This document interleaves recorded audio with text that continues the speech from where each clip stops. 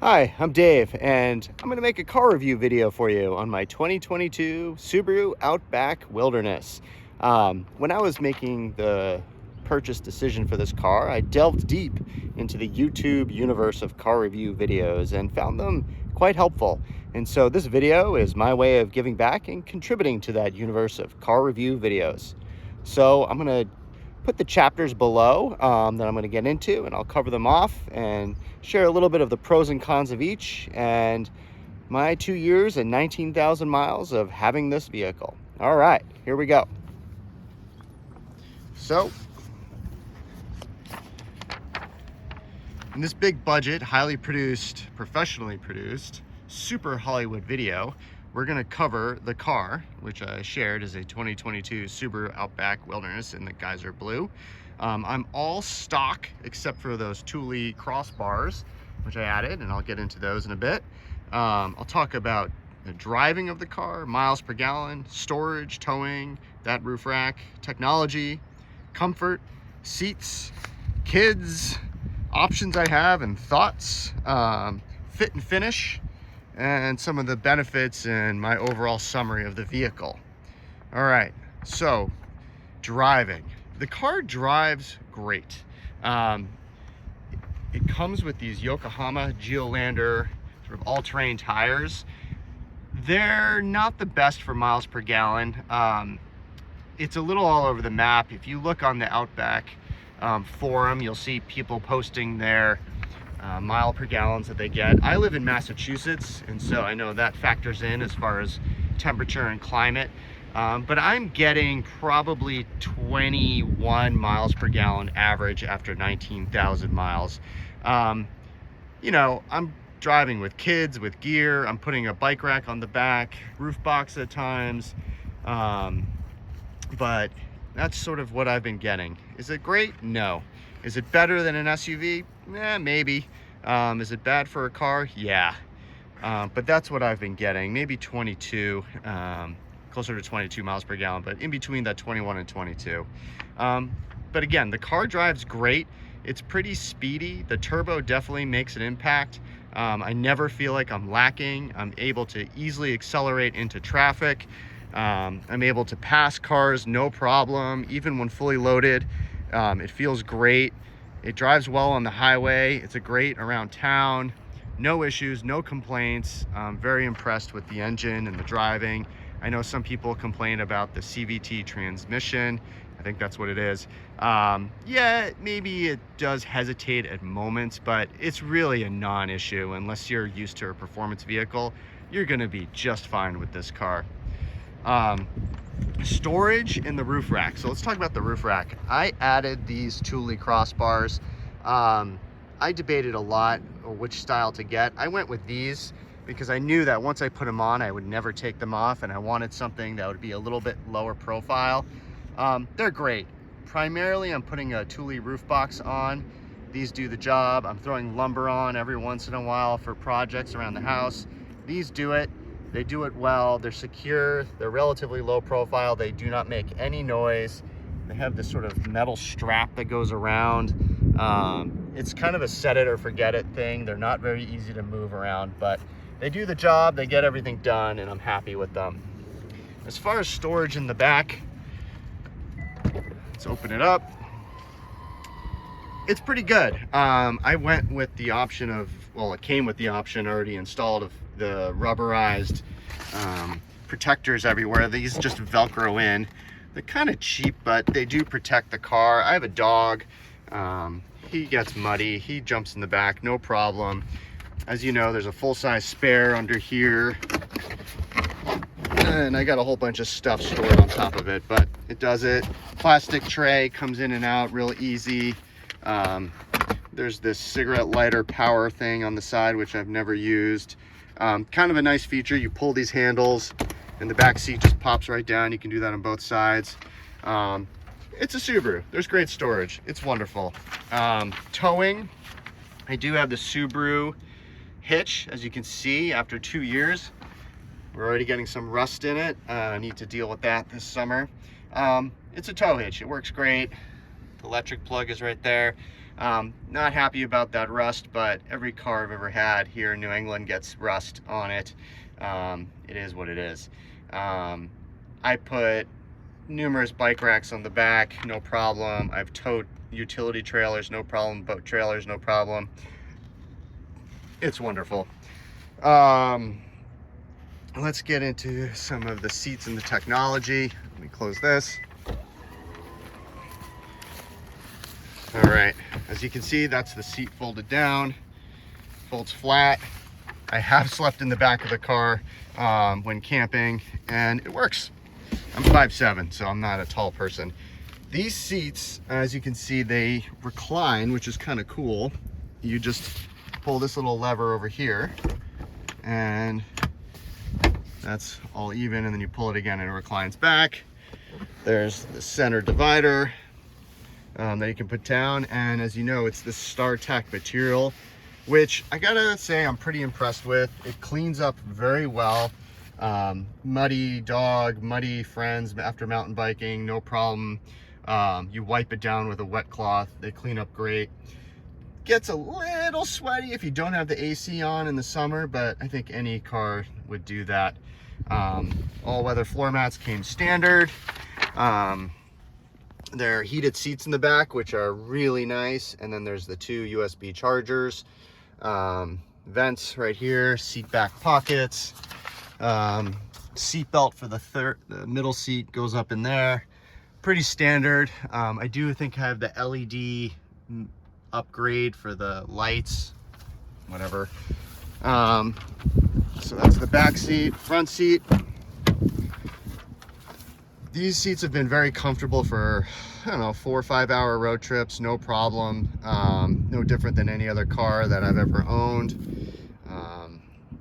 That's the interior. So technology, let me come around and show you this here. Okay, so a lot of debate about the infotainment system on this car. The version it came with in 2022 was definitely buggier than what I have now. I did go to the dealership after about 6-7 months, and they upgraded the software, which made a huge difference. One of the nice things is, let me push this button, was that it put the heated seat control here versus having to page through a few times. In cold weather, this screen can be a little bit unresponsive. That's happened a few times. The Apple CarPlay can be buggy. On the 22, you have to use a cable. It's not wireless, and so you plug your car in, or Google, I guess, right in, and it's wonderful. I never use the navigation that came with the car. I use Waze through Apple CarPlay. It's wonderful. The nice big screen works really well with that. This is the TomTom navigation that comes with it, which I never use. The stereo is great. It works. I do have the CD player option. It came with the car already pre-installed. I use it. I like CDs, but primarily I'm using Spotify on my phone through Apple CarPlay.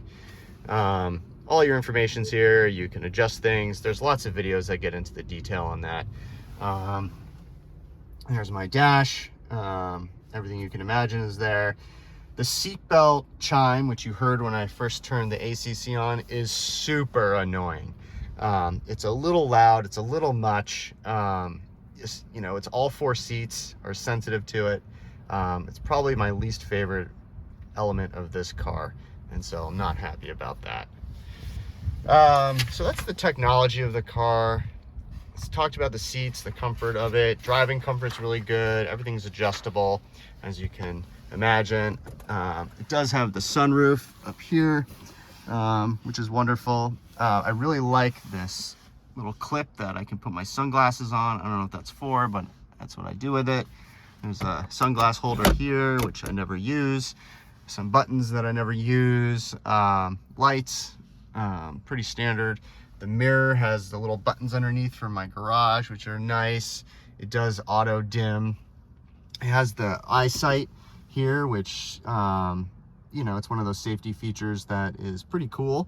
You have to be careful when washing the windshield not to touch them, but I know that the new ones, the model year 24 or maybe 23 and beyond, this plastic goes all the way to the windshield, so you're less likely to touch the lens on that, which is nice. So kids, of course the car comes so you can put car seats in. I never did that with this car. My kids are a little bit older, but for kids it's great. Heated back seats makes them feel good. It's comfortable back there. It's pretty durable as far as dirty feet and eating chips and whatnot. It's easy to clean, so really happy with that. So yeah, it's a great car for the family. Options, I have 0 options that I've added aftermarket except for the roof rack. Options this car came with. It came with the wireless charging option here, which I never use. The few times I do use it, the car actually overheats the phone a bit. The phone gets really hot in there, and I know that's a known issue. You brought it to the dealership, I asked them about it, they know about it. There's really nothing they can do about it. I would not recommend this wireless charging pad. Just plug your phone in like that and save that space, save your money. The car did come with the CD player option in here. There it is. I use it sometimes. It's great. The rubber in the back I talked about protecting the cargo area. That's great. I think the roof thing is an option. That's great. The trailer hitch was definitely an option. Expensive, but I like the version that the dealer puts on. There's some scuff guards like these. I think they're kind of pointless, but it came with the car. There's scuff guards on the outside. I'm not sure on the real benefit of those other than aesthetic, but they're there. I did add, it was a little too much orange on the exterior. There's these vinyl stickers that I added to the orange accents on the exterior. The 2 on the back, the 2 on the front, and 2 on each side. Those came from Crux Motorsports. I'll put the link below. They were pretty easy to apply. I think it just makes the car look a little better. It was a little too much orange for me on the car. And so let me show you the front. There they are. The thing on my license plate is the Easy Pass receptor. There's that hood sticker for anti-glare. I don't know if it does anything, but it looks cool. So what I love about the car is that it comes pretty much ready to go for 90% of my adventures. I've had Jeeps, I've had other larger 4x4s. Do you really need all that off-road tech? No, I don't think so. You know, if you're really doing some hardcore off-roading, yes. But this car is incredibly capable. It does not ever do anything I can't do. My grammar there stunk, but forgive me. It goes everywhere. It climbs through everything. It gets through snow like a champ, mud like a champ, sand like a champ. It loves dirt roads, gravel roads. It's got a lot of clearance. There's a lot of videos about that you can read. This car really just does everything for me. It's a great everyday car. I drive it. I have a professional type job. I drive it for that. It's cleaned up enough for city use. You can go out to dinner with it, no problem. But then on the weekend, it's your ultimate adventure mobile. Throw skis in it, bikes on it, roof rack.